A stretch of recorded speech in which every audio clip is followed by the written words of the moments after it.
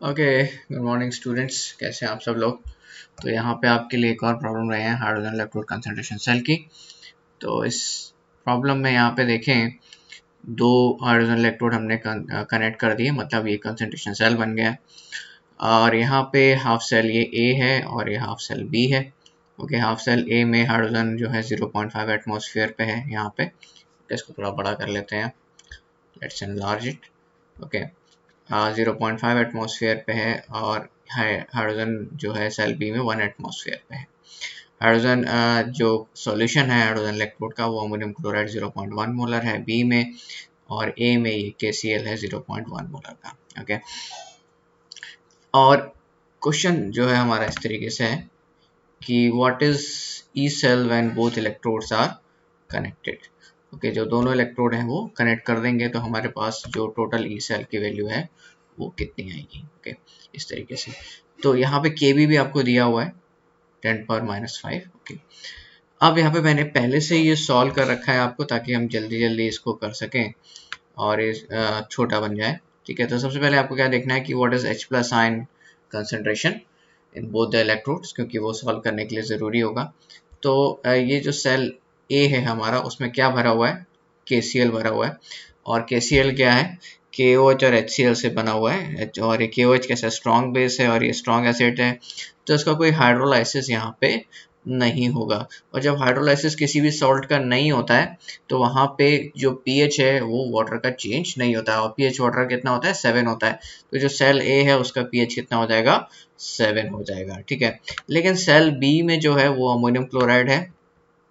Ammonium chloride क्या है, salt of ammonium hydroxide है, वीक बेस है। अमोनियम क्लोराइड का जो सॉल्ट है अमोनियम हाइड्रोक्साइड और HCl से बना हुआ है, वीक बेस है। जो यहाँ पे वीक बेस या वीक एसिड आ जाता है यहाँ पे, तो उसका हाइड्रोलाइसिस होता है, और जब हाइड्रोलाइसिस होगा तो फिर वहाँ पे pH चेंज होगा, क्योंकि एसिड या बेस बनने लगेगा। ठीक है, that is an ionic equilibrium. और हाइड्रोलाइसिस जो है अमोनियम क्लोराइड का जो फॉर्मूला हाइड्रोलाइसिस का वो ये है 7 - 1/2 pKb log of ammonium chloride concentration. Okay, और pKb क्या है, यहाँ पे Kb आपको 10⁻⁵ दिया हुआ है पहले से। ओके, तो वो हम यहाँ पे 5 आ जाएगा हमारा, इसलिए तो डायरेक्टली वैल्यू पुट कर देते हैं। log 0.1 यहाँ पे कंसंट्रेशन दिया हुआ है, और log ऑफ 0.1 कितना होता है, -1, और सारा कुछ कैलकुलेट करके pH हमारे पास कितना आ जाएगा, 5 आ जाएगा। ओके, इस तरीके से। और pH 5 का मतलब क्या होता है, यहाँ पे मैं एक चीज़ और लिख दूँ, यहाँ पे जो pH 5 है तो वो कितना हो जाएगा, H+ आयन हो जाएगा 10⁻⁵। ओके, चलिए दूसरी चीज, ई सेल पॉजिटिव तब आएगा। ओके, एक और चीज यहाँ पे, जो ई सेल है वो पॉजिटिव आएगा जब Q रिएक्शन कोशेंट की जो वैल्यू है, रिएक्शन कोशेंट मैंने पहले वाले वीडियो में आपको बता दिया है, वो <<1 हो। क्योंकि log Q यहाँ पे कैसा हो जाएगा, नेगेटिव। और जब यहाँ पे log Q नेगेटिव हो जाएगा तो ये वाला जो नेगेटिव वाला साइन है और जो log Q वाला नेगेटिव साइन है वो पॉजिटिव हो जाएगा, तो यहाँ पे ई सेल पॉजिटिव आ जाएगा। और ई सेल नेगेटिव कब होगा, जो अपोजिट होगा, Q इज ग्रेटर देन 1, जब log Q कैसा हो जाएगा, पॉजिटिव। तो यहाँ पे अगर पॉजिटिव वैल्यू आ जाएगी टोटल log Q की, तो ये नेगेटिव क्वांटिटी बनी रहेगी। तो ये हाइड्रोजन इलेक्ट्रोड के लिए है। ठीक है, चलिए अब इसको सॉल्व करते हैं। तो हमने pH निकाल लिया, यानी H+ आयन कंसंट्रेशन निकाल लिया। तो सेल B का कितना आ गया हमारे पास, 10⁻⁵, और सेल A का कितना है हमारे पास, 10⁻⁷। यहाँ पे pH 7 है, मतलब 10⁻⁷ है। चलिए अब इसको और फर्दर सॉल्व करते हैं। अब यहाँ पे देखें, दो सिचुएशन बन सकती है यहाँ पे, सेल A पे रिडक्शन हो या फिर सेल B पे ऑक्सीडेशन हो। ठीक है, एंड ये वाला situation, different situation, cell A पे ऑक्सीडेशन हो जाए और सेल B पे कैसा हो जाए, रिडक्शन हो जाए। तो चलिए इसको सॉल्व करते हैं। ठीक है, आप यहाँ पे देखें, अगर सेल A पे रिडक्शन हो रहा है तो 2H+ आयन 2 इलेक्ट्रॉन का गेन करेंगे और ये हाइड्रोजन में बदल जाएगा।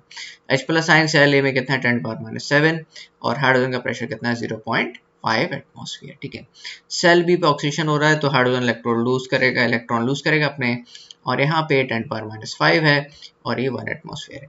अब हमेशा ये इसको ध्यान रखेंगे, ये जो 1 एटमॉस्फेयर है हाइड्रोजन का, ऐसा नहीं कि यहाँ पे हाइड्रोजन लेके इसको कैंसिल आउट कर दिए, यहाँ पे हाइड्रोजन से हाइड्रोजन नहीं, ये 1 एटमॉस्फेयर है और ये 0.5 एटमॉस्फेयर है। तो प्लीज़ जब भी आप इसको ऐड करेंगे रेडॉक्स को, क्योंकि ये कैसा हो रहा है, रिडक्शन और ये ऑक्सीडेशन और ये हमारा दोनों मिला के रिडॉक्स हो जाएगा, तो ऐसा नहीं करेंगे तो इसको कैंसिल आउट कर देंगे, क्योंकि ये सेम पावर, मतलब सेम जो इनका कंसंट्रेशन है 0.5 है और इसका 1 एटमॉस्फेयर है, तो ये कंसंट्रेशन यहाँ पे कैंसिल आउट नहीं कर सकते।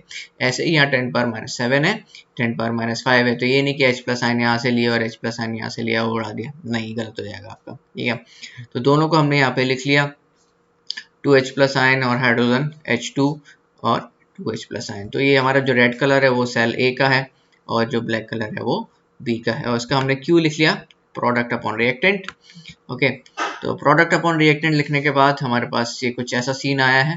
ओके, और यहाँ पे सारी की सारी वैल्यूज जो है हमारे पास वो उठा के हमने पुट कर दी हैं, जैसे आप देख सकते हैं। आप खुद सॉल्व कीजिएगा इसको एक बार वीडियो देखने के बाद। तो हमारे पास ये आ रहा है 10 to the power 5 into 10 power 3 आ रहा है। ओके, सारी की सारी वैल्यूज हमने पुट कर दी हैं, ये 5 इंटू 10 टू पावर 3 आ रहा है। और इससे जब हम ई सेल निकालेंगे तो चूंकि Q की वैल्यू यहाँ पे देखिए ग्रेटर देन 1 आ गई। ओके, Q की वैल्यू यहाँ पे ग्रेटर देन 1 है, Q इज ग्रेटर देन 1, तो ई सेल ऑब्वियसली कैसा आएगा, नेगेटिव आ जाएगा। ई सेल कैसा आ जाएगा, नेगेटिव आ जाएगा। ठीक है, तो इस सिनेरियो में जो हमने ऊपर देखा अभी, ओके, जिसमें ए सेल जो है, ओके, सेल ए पे क्या हो रहा है, रिडक्शन, और सेल बी पे ऑक्सीडेशन हो रहा है, तो ये नहीं चलेगा। ओके, इसमें क्या हो रहा है, ई सेल हमारा कैसा आ रहा है, नेगेटिव वैल्यू के साथ आ रहा है, कितना, -0.11 की नेगेटिव वैल्यू, -0.11 की नेगेटिव वैल्यू, तो ये नहीं चलेगा। तो अगर ये नहीं चलेगा तो उसके अपोजिट वाला तो चलेगा ही। तो ये नहीं कि आप इसको आप फिर से सॉल्व करें, इसको सॉल्व करने की जरूरत नहीं है।